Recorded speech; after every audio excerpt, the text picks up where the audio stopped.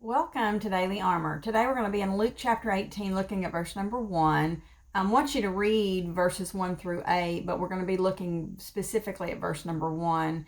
I was thinking about prayer, and I was thinking that, I value prayer, and I know there's power in prayer, but I fight, and I'm sure you do, with that feeling of, is prayer enough? Sometimes I'm like, I need to do something. I need to do something. I'm a kind of a doer, and we can't place so much emphasis on the doing. We have to be a disciple of the Lord, and He expects us. There is things for us to do, but sometimes we'll get our priorities, or I'll get my priorities a little bit out of line, and I'll get caught up in the doing, and I don't then what is hindered, what is getting hurt is my prayer time, my prayer life. And as we get busier and busier, our prayer life should increase. And I was like, well, how do I, and I know this, I know these things, but how do I apply this, and how do I guard myself from myself? I think that's where I struggle the most, is trying to protect myself, from my tendencies to get caught up in the doing, from my tendencies to have, these questions or that questions, or whatever. We all have things that we battle. We all have things that can be a distraction. And sometimes good things can be a distraction to what's the most important thing. And prayer is something I want to talk about. I don't know for how long. I just started studying prayer. Of course, stopping to pray. And we have to put it together. We have to put what He says with prayer. Prayer is that, and reading His Word, that's that two-way communication that we have with the Lord. We don't serve a dead God. He's alive. He's living. And when you get saved, you have access, not to somebody that has been, He's real. He's alive. And we are to have that communication. He's going to talk to, he said all His words are in here. And then He communicates with us, and, through God's man, through preaching, through all kinds of ways that He communicates with us. Prayer is how we communicate with Him. And He says that we should do it. And I'm going to start with Luke chapter 18, verse number 1. And it says, He spake a parable unto them to this end. I like that phrase, to this end. He's giving us the end. He's giving us the lesson before He gives us the parable. The lesson is that men ought always to pray, and to faint not.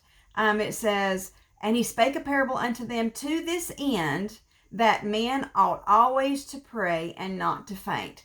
So in other words, the lesson in this parable, and I'm not going to get into the parable itself, but the lesson in the parable, and it's about this unjust judge, and this widow comes to him, and she's begging and she's pleading and she's coming day after day after day, and he's weary of her.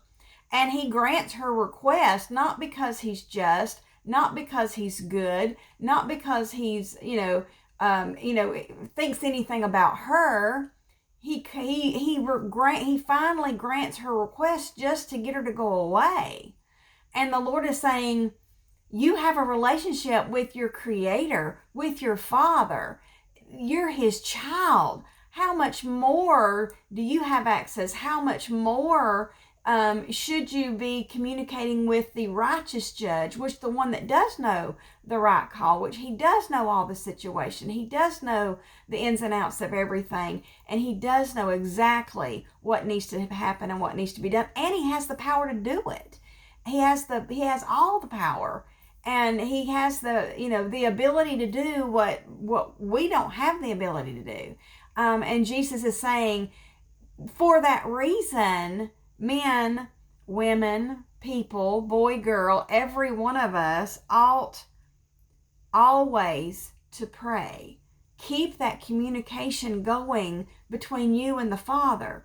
I think sometimes we get caught up in telling one another, and sometimes we think, well, I'm going to talk to them about it because they would know what to do. I'm going to talk to this one about it because they would have the means to help me with this area. I'm going to, and we want to go to somebody else. And the Lord's like, no, come straight to the source that has all the knowledge, all the power, all the ability. He wants us to keep our communication going with Him. And I think sometimes that we communicate with one another, and it's not meaning that we can't confide in one another, but ultimately, my rock, my source of strength, my security is when I'm speaking with Him, and when I'm reading and He's speaking back to me, and when I'm listening to preaching, and when I'm actively doing those things that He's told me to do. And this is one of those things that He's told us to do. That word ought, that word ought means should, that it's necessary, that it's right, that it's proper. And I like this, necessary and established by a decree of God. He's saying that this is something I have set aside. These comes in those commandments, those judgments, those precepts. Prayer is one of those things that we are commanded to do. He wants us to do it. It is His will for every one of us to pray to Him. He wants every one of His children talking to Him and in communication with Him. I have 4 kids. I want to communicate with all 4 of my kids. I don't want to just pick one. I want to communicate with all 4 of them. I don't want to just, I'll just go to the oldest because he's the oldest and then he can communicate with all the rest of them. No, I want to communicate with each individual. One of the things they hate when I do, because I'll try to let them all know the same thing, is they hate it when I put them in a group text.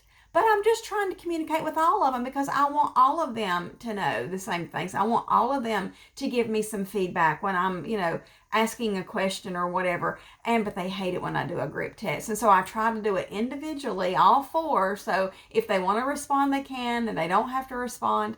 But God's not like that. He can handle all of us communicating at the same time. He can handle a group text. He can handle all that. My kids don't prefer it, but God can handle all of that. And He wants to speak to each and every one of us. He wants to speak to me. He wants to speak to you. He wants you to speak to Him. He wants me to speak to Him. He wants me to bring my cares. He wants me to bring intercessory prayer, which is probably the first place that I'm going to start tomorrow, is with some intercessory prayer. And I love where Jesus intercedes for me and for you. And I love how that he's shown us that intercessory prayer works. And when that intercessory prayer, that's intervening. There's different praying. It means different things in different situations. Sometimes it's just praising Him. Sometimes it's intervening for somebody else. Sometimes it's making a request. Sometimes that when we're praying, when we're communicating, it's because it's about communication. When we're communicating, Lord, I have a question. I need some guidance here. I don't know what to do here. Lord, this person, I just have a heavy burden. Lord, have you placed this person for me to pray for? Lord, I don't even know what they need. Or even like there's a person on my prayer sheet and they need intercessory prayer for their health. But I know that what they truly, truly, truly need is Jesus. They need to be saved.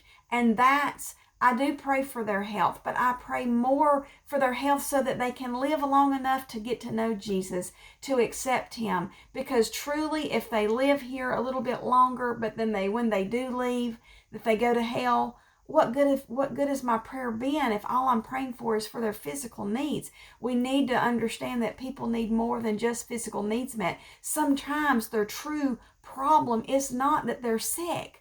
It's not that they've got this or that, or they're going through this difficulty, or they're having financial trouble, or they don't know what to do here.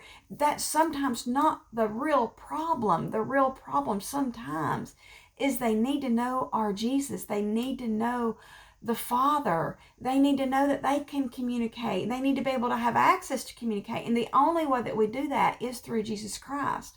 And if you've done that, if you have submitted and came His way, and you have cried out to Him in prayer and saying, Lord, I can't get to heaven on my own. I can't make up for enough good, Lord, but I've sinned and I need to be saved, and Lord, will you please save me? When you cry out unto him and you've opened up that access, you now have access to the Father. He's saying, keep having communication. When you're in a relationship, you're not truly in a relationship with somebody.